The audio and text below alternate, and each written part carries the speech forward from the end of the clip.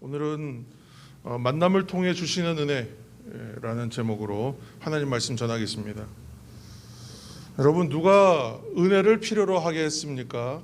누가 은혜가 필요할까요? 모든 것이 넉넉합니다. 어려움이 없어요. 일도 그럭저럭 잘 풀리는 것 같고요. 갈등도 없습니다. 은혜가 필요하겠습니까? 물론 그분들에게도 은혜가 필요하겠지만 간절히 은혜 구하는 마음은 사뭇 다를 것 같습니다. 은혜를 구하는 사람은 내 힘으로 안 될 때, 내게 답이 없을 때, 나로서는 속수무책일 때, 그때 구하는 은혜가 간절한 은혜 구함이 되겠죠. 오늘 읽은 구약성경 룻기를 보면 나오미, 룻의 시어머니 나오미는 남편 엘리멜렉과 또 말론 또 기럧이라고 하는 두 아들과 자신이 살고 있던 고향 베들레헴을 떠나서 모압 땅에 이주해서 살았던 사람들입니다.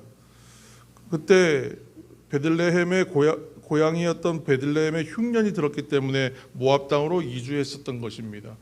살 길을 찾고자 갔던 것인데 그곳에서 흉년과 기근은 피했을지 모르겠지만 전혀 생각지 못한 불행한 일들을 계속해서 겪습니다. 먼저 엘리멜렉 남편이 죽어요. 그리고 각각 장가들어서 살던 아들이 10년 내에 차례로 다 죽고 맙니다.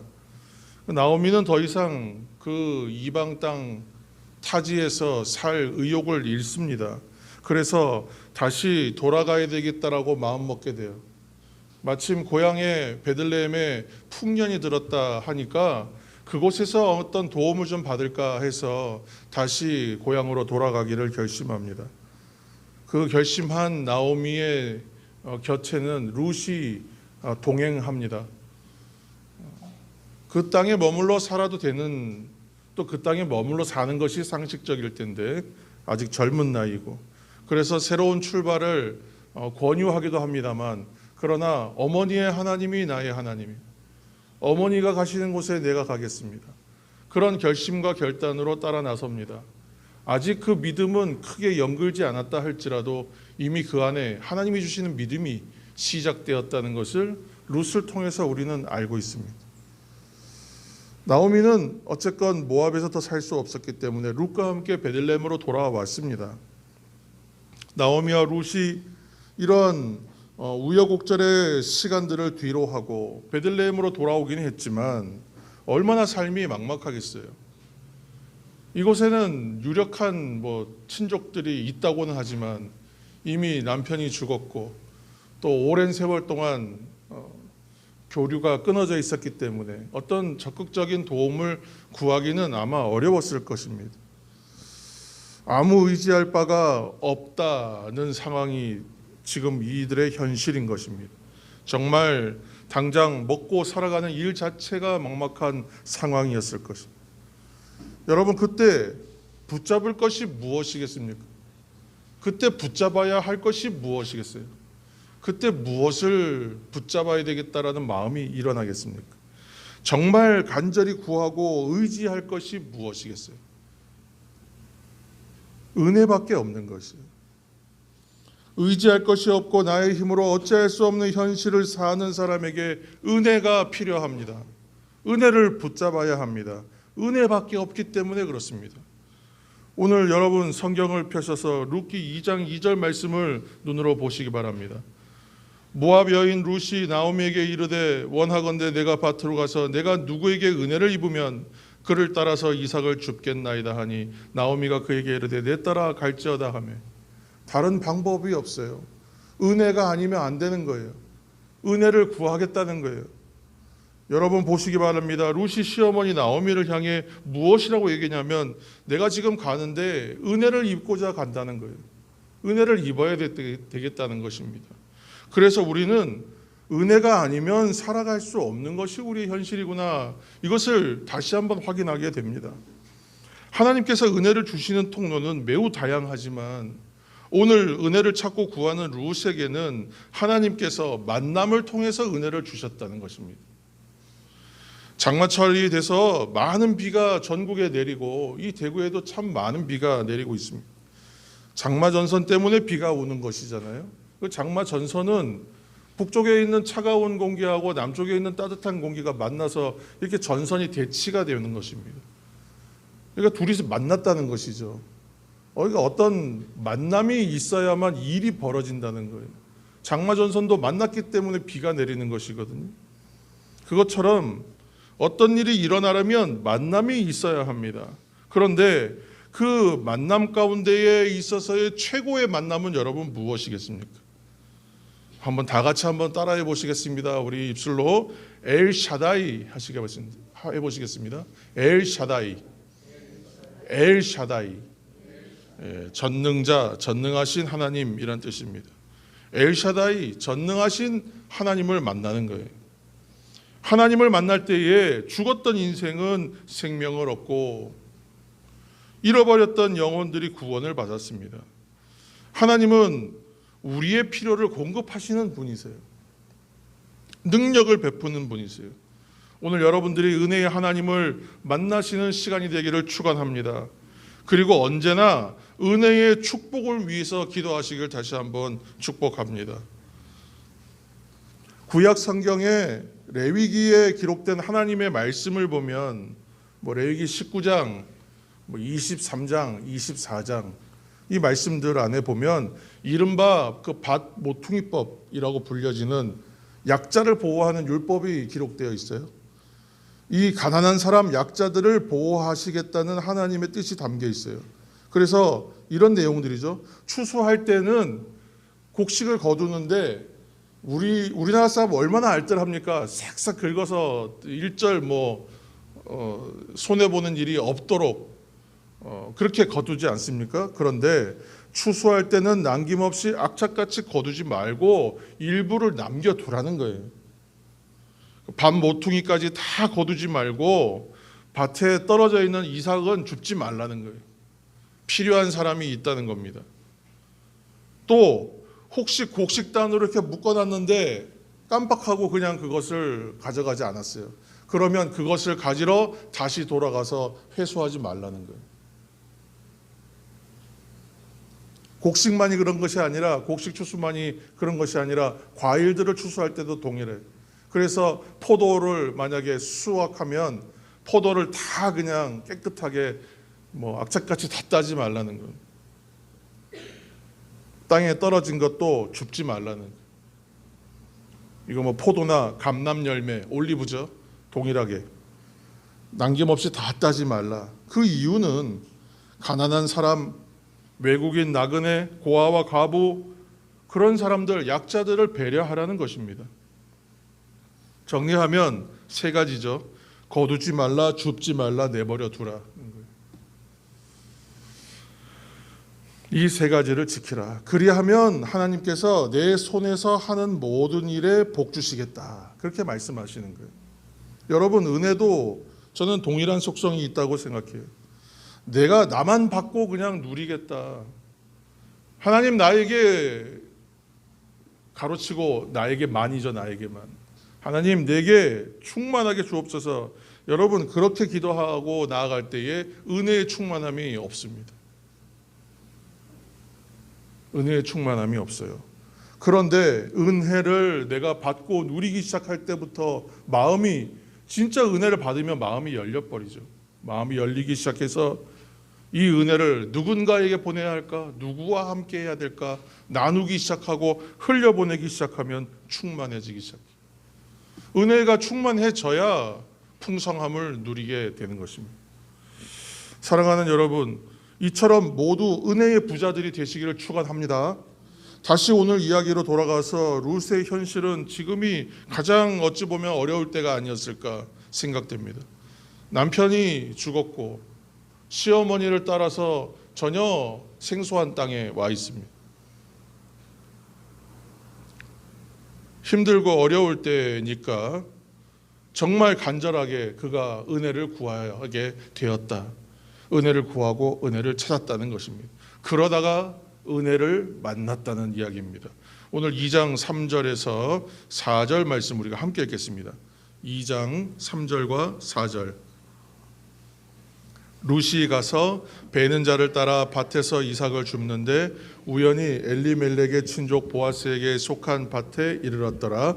마침 보아스가 베들레헴에서부터 와서 베는 자들에게 이르되 여호와께서 너희와 함께 하시기를 원하노라 하니 그들이 대답하되 여호와께서 당신에게 복 주시기를 원하나이다 하니라. 아멘. 오늘 말씀 보시면 룻이 우연히 친족 보아스의 밭에 가게 되었다. 또 마침 보아스가 그곳에 왔다. 오늘 말씀 그렇게 기록되어 있습니다. 여러분, 우연히 왔다고 하거든요. 이 밭에 갔는데 하필이면 친족 보아스의 밭에 간 게 여러분 우연이겠습니까? 또 마침 그 밭에 갔더니 보아스 친족, 유력한 친족 가운데 한 사람인 보아스가 그 밭에 와서 룻을 보게 되는 것이 이게 우연이겠어요? 어쩌다 보니까 생긴 일입니까? 정말 우연이겠어요? 우리는 이러한 만남을 우연이라고 말하지 않잖아요. 아니, 세상에서 유행가 노래 부를 때도 우리의 만남은 우연이 아니라고 하는데 이 만남이 어떻게 우연이라고 할 수 있겠어요? 우리는 이런 만남을 은혜라고 말합니다. 우리는 이런 은혜를 섭리라고 말해요. 하나님의 섭리, 하나님의 은혜요 하나님의 놀라운 섭리라는 것입니다. 은혜를 구하였더니 하나님 만남을 주시고, 만났더니 은혜를 주시고, 그 만남을 통하여 은혜가 부어지게 하시더라는 거예요. 성도 여러분, 은혜를 만나면 그때부터 살아가게 되고 그때부터 살아나게 되는 줄로 믿으시길 축원합니다. 하나님 은혜를 주십시오 간절히 구할 때 하나님께서 은혜 받을 만한 일들이 있게 하시고 또한 은혜의 사람들 만나게 하시고 은혜의 사건들 터지게 하실 줄로 믿습니다. 그러면 살게 돼요. 그러면 살아나게 되는 것입니다. 놀라운 일들, 기적의 일들이 나타나게 되는 것입니다.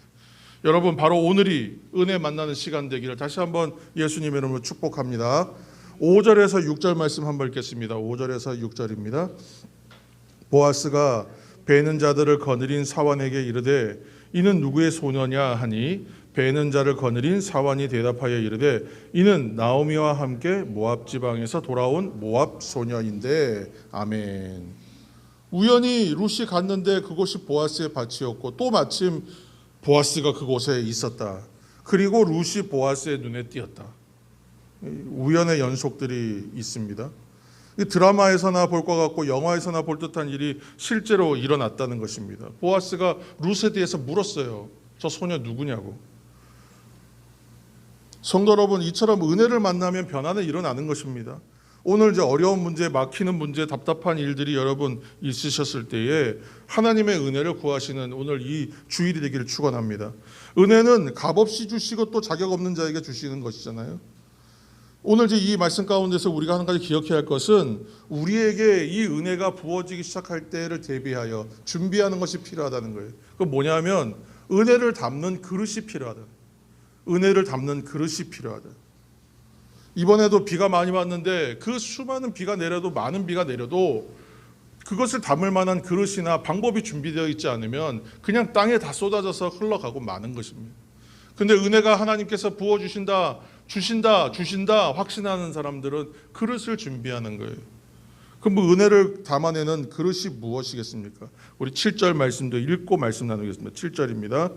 그의 말이 나로 베는 자를 따라 단 사이에서 이삭을 죽게 하소서 하였고 아침부터 와서는 잠시 집에서 쉰 후에 지금까지 계속하는 중이니이다. 아멘. 지금 일꾼들을 관리하는 그 사환이 있었는데 사환에게 저 소녀 누구냐라고 물었는데 지금 그 뭐 누굽니다 이렇게 하면 끝나는 거예요. 대답은 그렇지 않습니까? 뭐 아니면 알아보겠습니다 하던가요. 그런데 지금 얘기하기를 뭐라고 하냐면 물어보지 않은 말까지 덧붙여서 설명해 버려요. 대답을 하는데 호의를 담았다는 거예요. 좋게 보였다는 거예요. 이미 이 사환의 눈에도 룻이 하는 일들이 참 좋아 보이고 사람이 좋게 보였다는 겁니다. 그래서 호감을 가지기 시작하면 모든 일이 다 좋아지지 않습니까? 그러니까 좋게 말하기 시작하는 거예요. 설명을 덧붙이는 거예요. 얼마나 성실하고 얼마나 손이 야무진지, 일도 참 잘하는데 이른 아침에 나와서 정말 잠깐 쉬는 시간 빼고는 그렇게 종일토록 저렇게 열심히 한다고, 그렇게 좋은 말을 해주는 거예요. 오늘 처음 봤다니까요. 이스라엘 사람들이 봤을 때 모압 사람은요, 이방인이야, 이방인. 상종하지 말아야 될 사람, 그런 부류란 말이에요. 그런데 지금 이렇게 처음 본 사람을 호의를 담아서 말하고 있지 않습니까? 지금 우리가 읽어내고 있는 이 룻기라고 하는 이 말씀이 기록되어 있는 배경의 시기는 사사시대입니다. 우리가 그 앞에 있는 사사기의 시대예요. 사사시대는 정말 혼탁한 시대였어요. 하나님 왕 되신 것을 거절해버리고 자기 각자가 다 자기 소견에 옳은 대로 하였다. 자기가 스스로 왕 되었던 시대. 오늘날 시대와도 사실 사뭇 닮아 있습니다. 내가 내 생각, 내 뜻, 내 마음이 가장 중요한 시대. 그것대로 살아내야 되겠다라고 자꾸 세상이 우리에게 부딪혀오는 시대. 그런 시대가 바로 사사 시대였습니다. 그 어둠의 시대예요.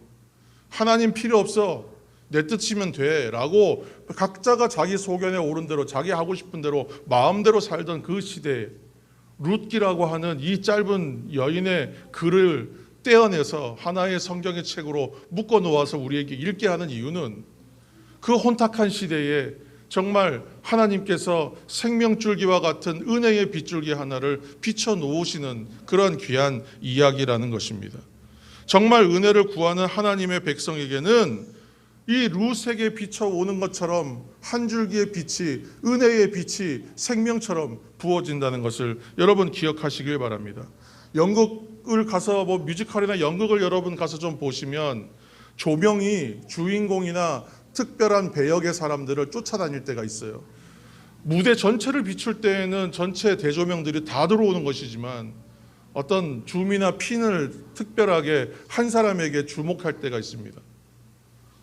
마치 연극 무대 위에 있는 어떤 배우를 비춰주는 조명이 배우를 따라다니는 것처럼 하나님이 주시는 일상을 성실함으로, 나에게 주어지는 현실을 간절함으로 살아가는 사람들에게는 하나님이 예비하신 은혜가 마치 이 핀 조명이 쫓아다니는 것처럼 그 사람을 비추고 다닌다는 거예요.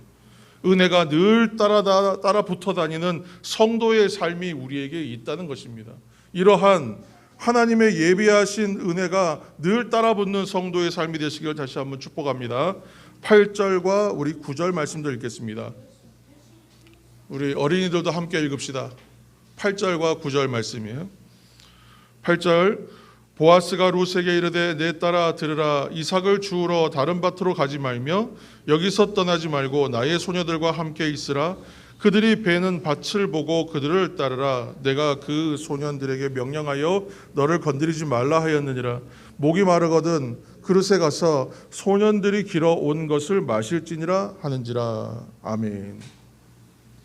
하나님의 은혜를 만나니까 룻에게 어떤 일이 일어나기 시작합니까?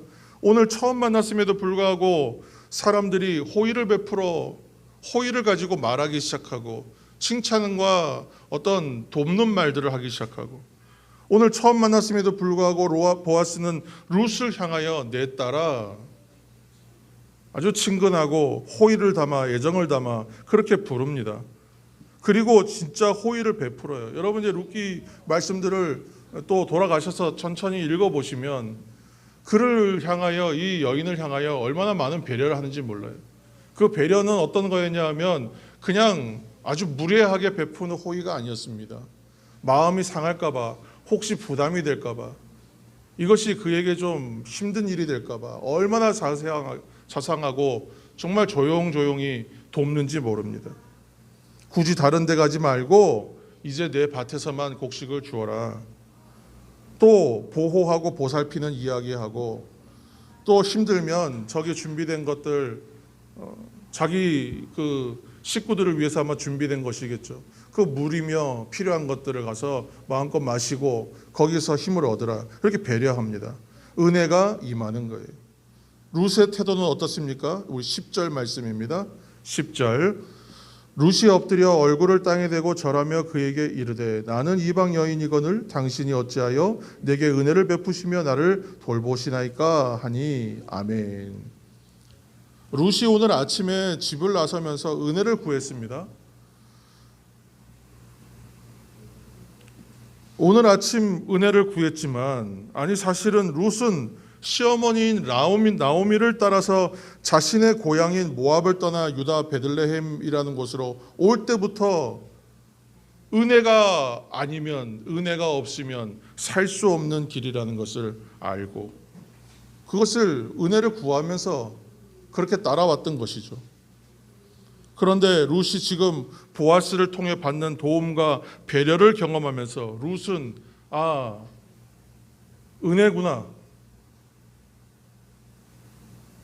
이것이 하나님의 은혜구나, 내게 은혜가 임하고 있구나 알았다는 것입니다.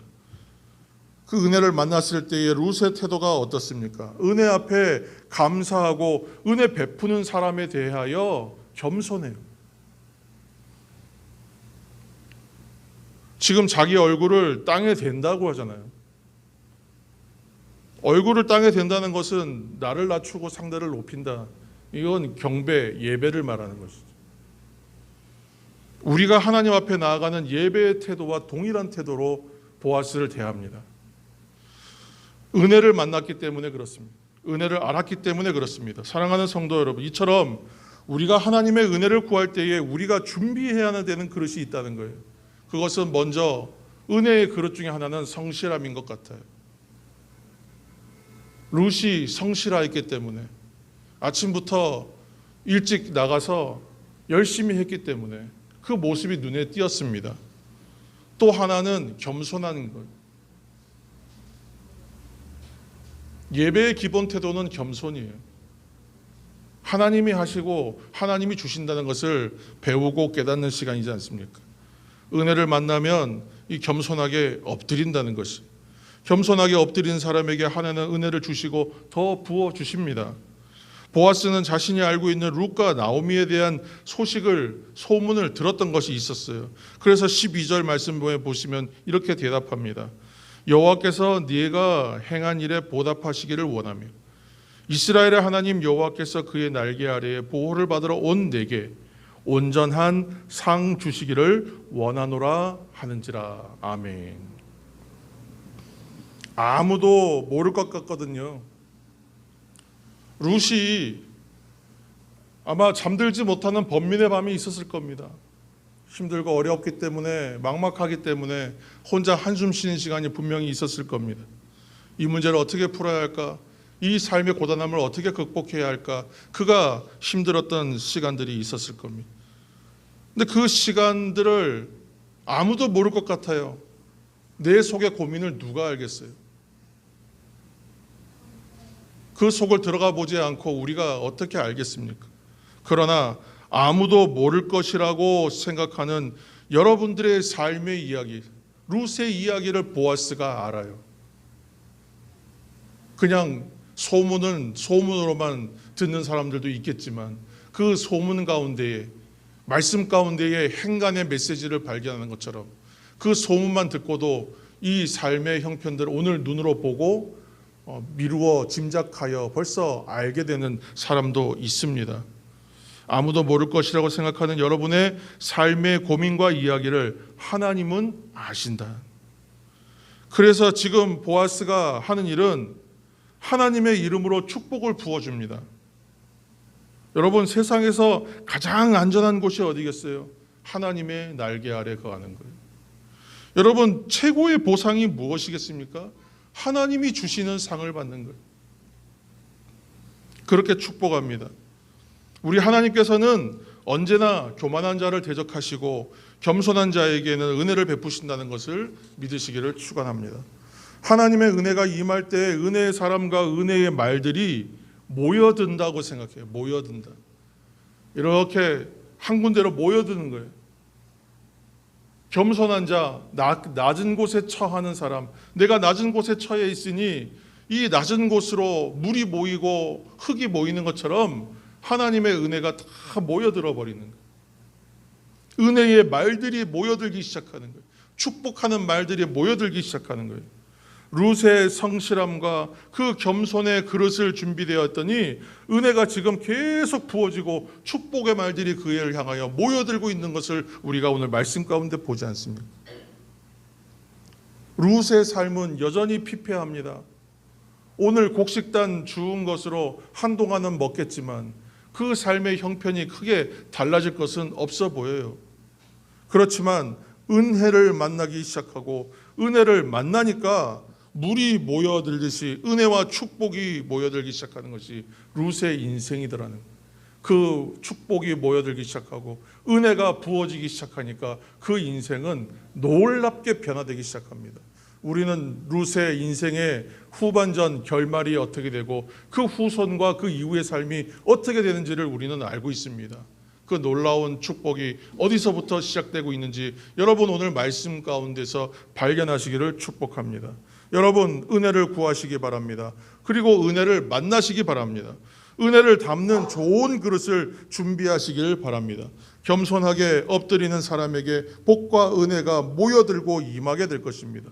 은혜를 담아내는 그릇을 여러분 잘 준비하면 은혜가 모여들고 또 모여들어 채워지게 될 것입니다. 그리고 그때부터 변화와 회복은 놀랍게 일어나게 될 줄 믿습니다. 또 여러분 할 수 있다면 할 수 있는 대로 보아스처럼 축복의 말, 은혜의 말, 살리는 말, 격려하는 말, 나누고 베푸는 사람 되시기를 축복합니다. 하나님은 보아스와 같이 베푸는 손길 또한 결코 외면하지 아니하시는 분이에요. 보아스는 상징적으로는 장차 오실 예수 그리스도를 상징하는 그러한 인물로 성경은 그려내고 있습니다. 여러분 오늘 이 말씀 가운데에서 기억하시기 바랍니다. 은혜를 구하시기 바랍니다. 막막할 때 은혜를 만나시기 바랍니다. 기적이 나타납니다. 오늘도 은혜를 구하고 은혜를 만나는 시간이 되시고 은혜 주신 것을 담는 저와 여러분이 되기를 축복합니다. 누구나 하나님 앞에 성실함으로 겸손함으로 나아가시기를 바랍니다. 은혜가 그러면 모여들게 됩니다. 풍성해집니다. 남을 돕고 나눌 만큼 풍성한 은혜를 누리시는 이 시간 말씀 가운데 서신 우리 모든 성도 되시기를 예수님의 이름으로 축원합니다. 하나님 감사합니다. 하나님의 은혜를 구합니다. 하나님 은혜를 만나기를 원합니다. 은혜를 만나게 하시고 은혜를 누리게 하옵소서. 우리의 삶에 성실함을 더하여 주시고 겸손함을 우리에게 더하여 주셔서 은혜의 그릇을 준비하게 하옵소서. 우리의 삶에 있는 말 못할 고민과 문제들, 내 힘으로 되지 않는 일들, 간절히 해결되기를 원하는 바람들, 주여 은혜를 구하오니 은혜를 만나게 하시고 은혜를 만났을 때에 문제가 해결되는 역사도 경험하게 하옵소서. 모든 말씀을 예수님의 이름으로 기도합니다. 아멘.